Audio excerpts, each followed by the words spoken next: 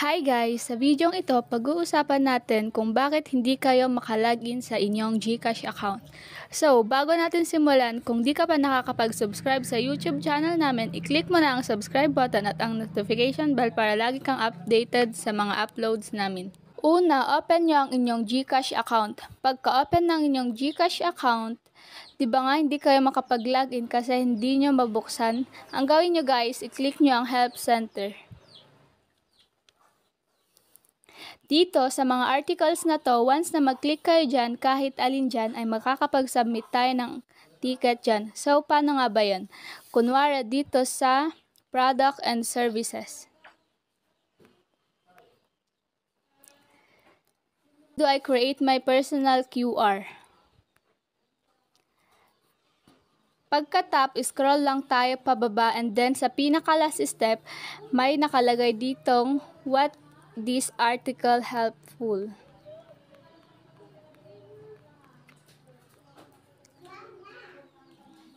Yes or no. Sa baba niyan, dito po tayo maaring mag-submit ng ticket. So, tap lang natin.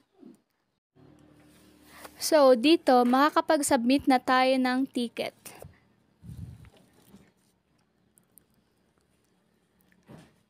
Ulitin ko po, kahit saang article dito guys, pwede po tayong makapag-submit ng ticket. Kunwari, napunta tayo dito sa security. X lang po natin to.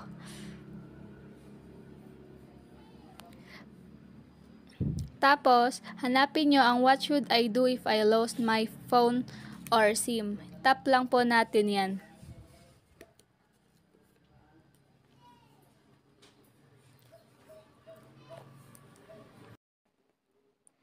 Tapos po, dito sa baba, makikita nyo ulit itong was this article helpful.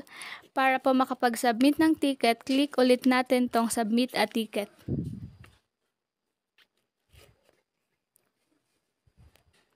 So, nandito na tayo sa submit a ticket.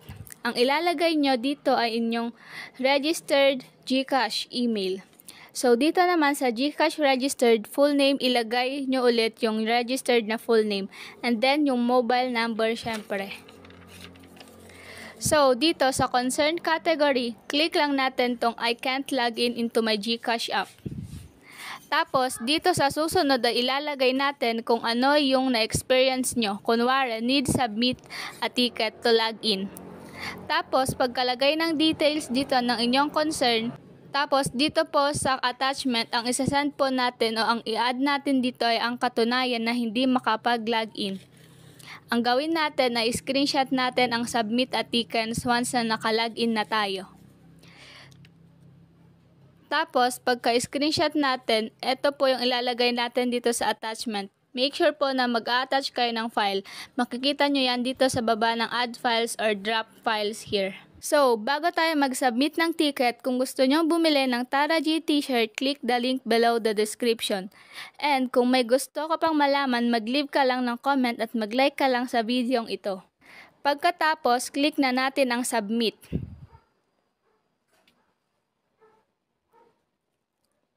Tapos, tignan natin yung email ni GCash kasi magbibigay sila ng ticket number.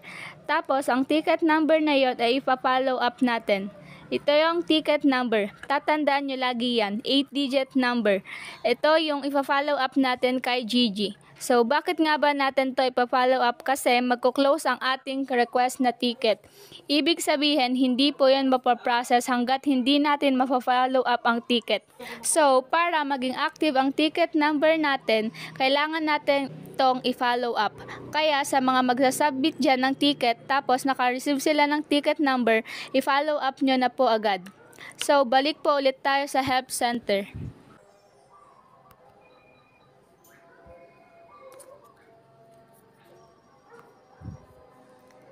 At itap ang Gigi.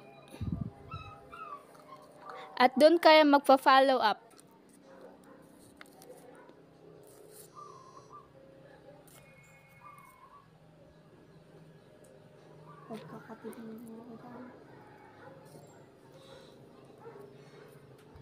Tapos, pag ganito, hihingin na nila yung number. So, ibigay nyo lang yung email ni GCash sa inyo na number.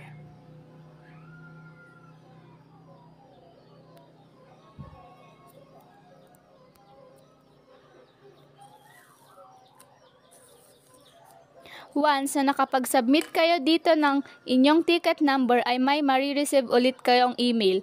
Ang email na yon ay hindi pa ang reason kung bakit hindi kayo makapag-login. Ang marireceive nyo na email ay naglalaman ng ticket nyo na pinaprocess. Tapos, babalikan kayo once na na-process na nila, okay? Tapos, mag-antay kayo ng 48 hours para sa next update ng inyong ticket. Doon nyo na po malalaman ang information kung ano ang reason ng inyong account. Tapos, kung may mga instruction sila, sundin mo lang yun. Kagaya ng mag-antay ng 72 hours o 5 days, ganun. Antayin nyo lang po, sundin nyo lang.